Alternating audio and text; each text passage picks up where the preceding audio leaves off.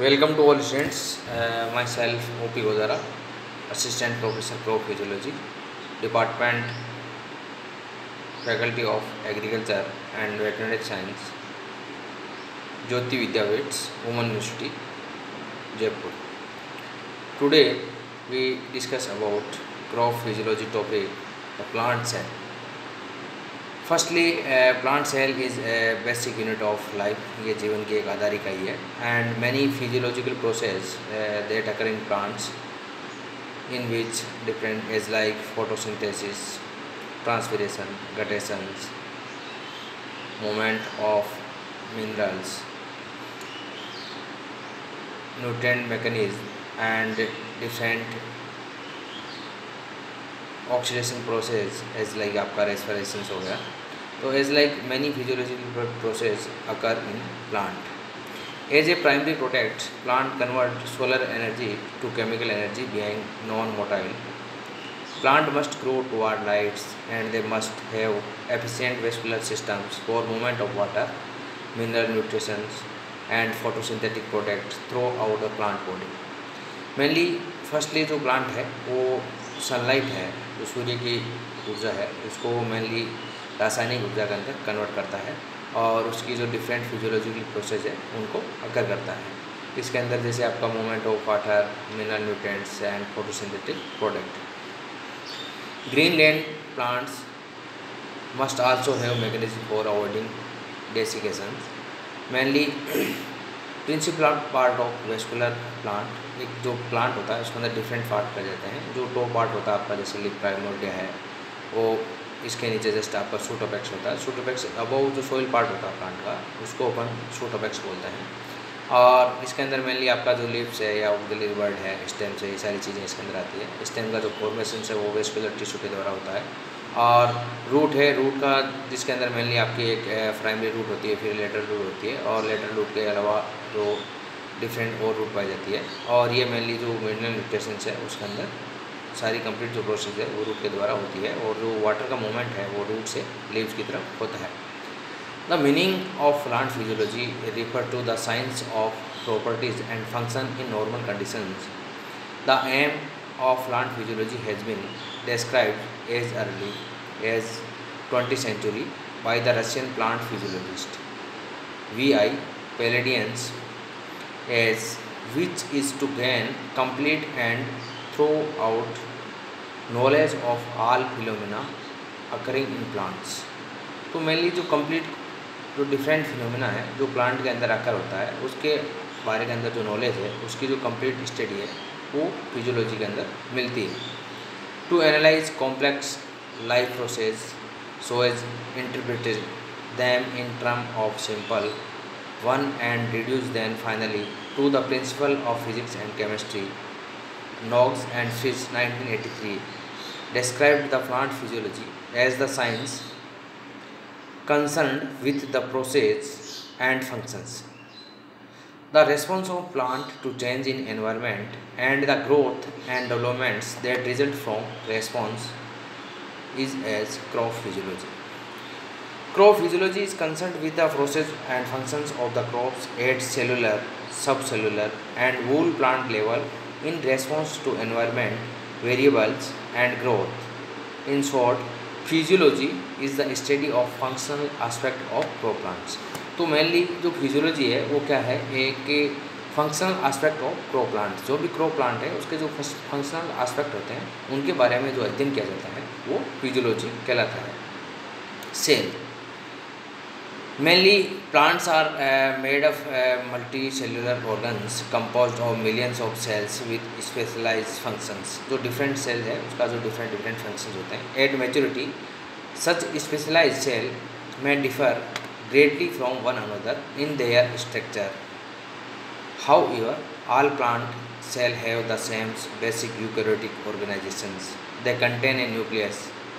Mainly जो sales होता है उसके अंदर जो डिफरेंट कंटेंट पाए जाते हैं, जैसे न्यूक्लियस आपका केंद्रक होता है, साइटोप्लाज्म होता है, सब सेलुलर ऑर्गन्स होते हैं, and they are enclosed in a membranes that defines their boundary. ये ऑल टोटल जो ऑर्गन्स होते हैं वो एक बाउंड्री या जो लेयर है उसके द्वारा मेनली क्लोज रहते हैं, बंद रहते हैं, जिसको मेनली जो आउटर मेम्ब्रेन्स के बारे में या बाउंड्रीज के रूप में अपन जान सकते हैं। In plant cell migrate are prevented because each wall cell and its neighbour are cemented together by middle lamina.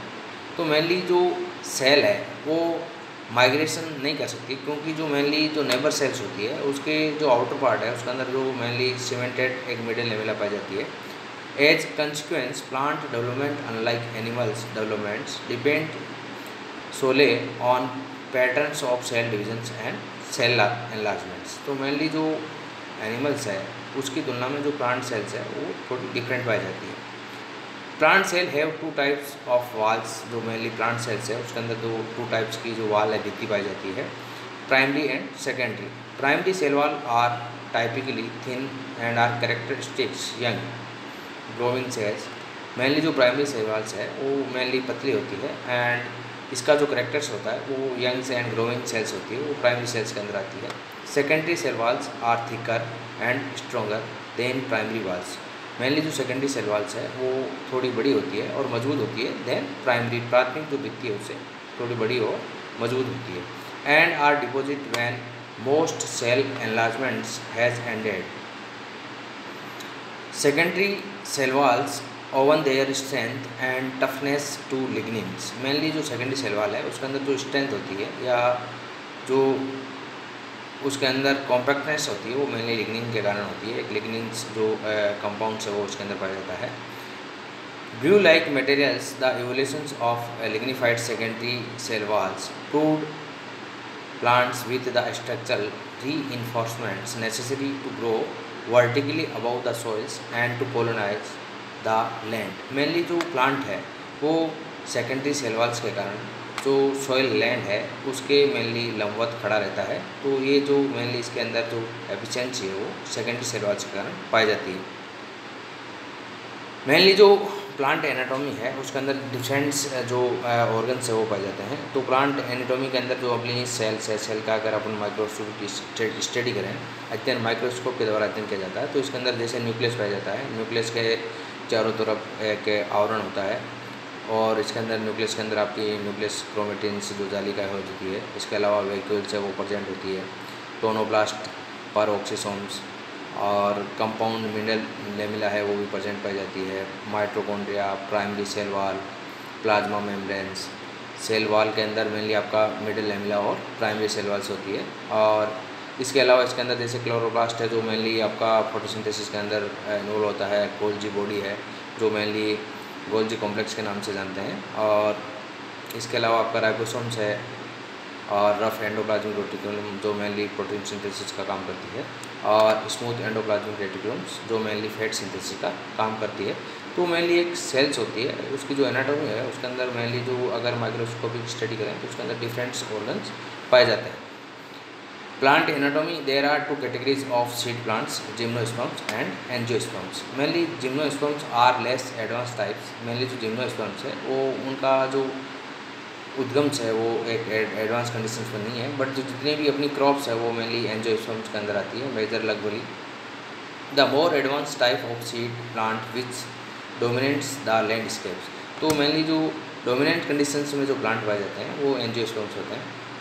इसके अलावा the major innovations of the angiosperms is the flower, hence they are referred to as flowering plants. इसको अपन flooring plants भी बोल सकते हैं। 3 major tissue systems are found in flowering plants. In plants, organs content dermal tissue, ground tissue and vesical tissue। जो mainly angiosperms है उसके अंदर डिफरेंट जो टिश्यू है वो पाए जाते हैं। The vegetative body is composed of 3 organs।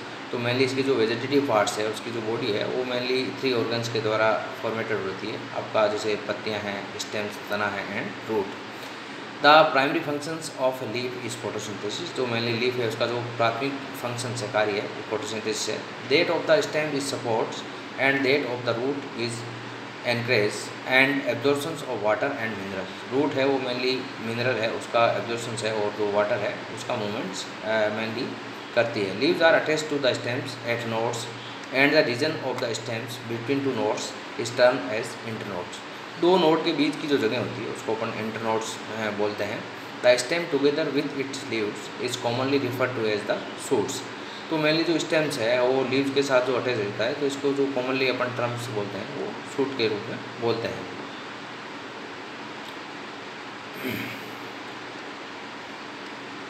Mainly plant parts, mainly plant के अंदर कौन कौन से पार्ट्स पाए जाते हैं, तो प्लांट पार्ट्स के अंदर आपका जैसे जो शूट पार्ट होता है, इसके अंदर आपका लीफ प्राइमोर्डिया है, shoot apex and apical meristems बोलते हैं।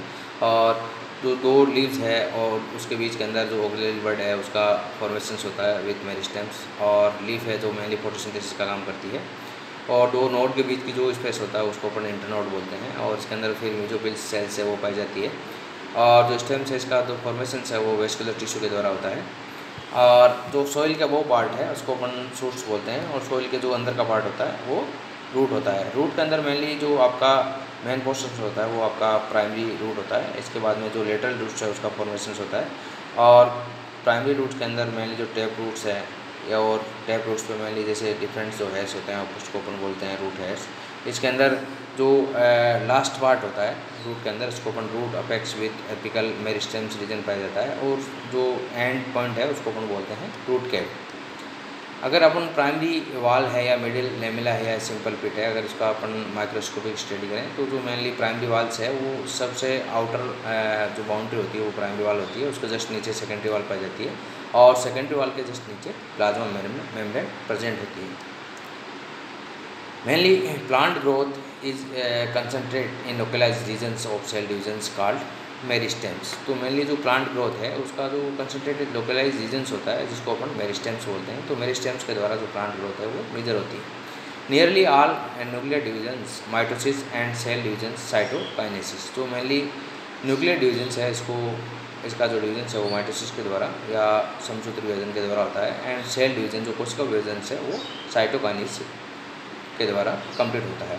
Occur in these meristemic regions in a young plants, the most active meristematic are called apical meristems। तो मेनली मोस्ट एक्टिव जो मेरिस्टेम्स है जो प्लांट के अंदर पाया जाता है उसको अपन एपिकल मेरिस्टेम्स बोलते हैं। They are located at the tips of the stems and the root. इसकी जो प्रेजेंस वो मेनली जो टिप्स होती है रूट या जो आपका स्टेम्स है उसकी जो टिप्स है वहाँ इसकी मेनली प्रेजेंस पाई जाती है।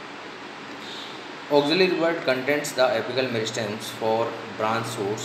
Lateral roots arise from the pericycles as internal meristematic tissue. Proximals and overlapping the meristematic regions are zones of cell elongations। तो मेनली जो सेल elongations zones है इसके अंदर मेनली जो डिफरेंट जो इंटरनल मेरिस्टेमेटिक टिश्यू है या जो proximal and overlapping meristematic regions है उसको इन्वॉल्व किया गया है।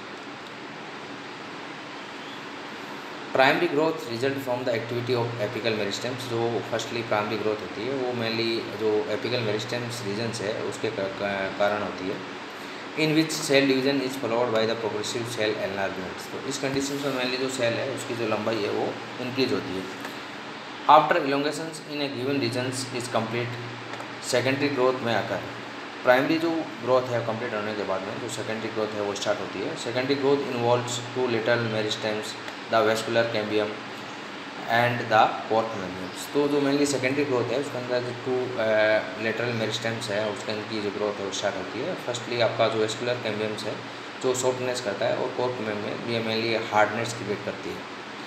The vascular cambium gives rise to secondary xylems and secondary फोलम।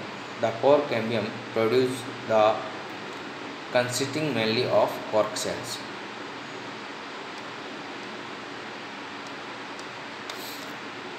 A tough outer coating enclosing the cells, the cell wall act as a cellular exoskeleton। तो mainly जो outer coatings होती है plant के अंदर इसके अंदर मेनली जो cell wall act as a cellular exoskeleton जो बाहरी कंकाल का काम करती है। देट कंट्रोल सेल शेप, ये मेनली जो सेल है कोशिका है उसकी जो शेप है उसको मेंटेन रखती है। And allow high turgor pressure to develop, और जो हाई ट्रिगर प्रेशर है उसको मेनली इसका विकास की अवस्था या डेवलप कंडीशन क्रिएट करने के लिए इसको अलाउ करती है। Plant morphogenesis depends largely on the control of cell wall properties because the expansive growth of plant cell is limited principally by the ability of the cell wall to expand। तो mainly जो cell wall है वो एक condition तक ही उसका जो expansion है प्रसार है होता है, उसके बाद में मेनली तो क्या है कि जो सेल है उसकी जो शेप है उसको मेंटेन रखना नेसेसरी है। The cell wall is required for normal water relation of plant because the wall determines the relationship between the cell trigger pressures and cell volumes. The bulk flow of water in the xylems require a mechanically tough wall that resists polar phase by the negative pressures in the xylems. The wall acts as a diffusion barrier that limits the size of macromolecules that can reach the plasma membranes from outside, and it's a major structural barrier to pathogens invasions. तो mainly जो walls है उसका जो act है वो diffusion barrier process के रूप में जो लिमिट्स है इसकी कंट्रोल, जो मैक्रोमोलिकुल्स है उसको कंट्रोल करने का काम करती है। और इस कंडीशंस में मेनली जो पैथोजेंस है उनकी जो एंट्री है वो भी मेनली इसके द्वारा रोक दी जाती है, स्टॉप कर दी जाती है। Much of the carbons that is assimilated in photosynthesis is channeled into the polysaccharides in the wall. During specific phase of development, these polymers may be hydrolyzed into their constituent sugars, which may be scavenged by the cell and used to make new polymers. तो इस condition में जो mainly Waals है उसका जो different roles है पाया जाता है।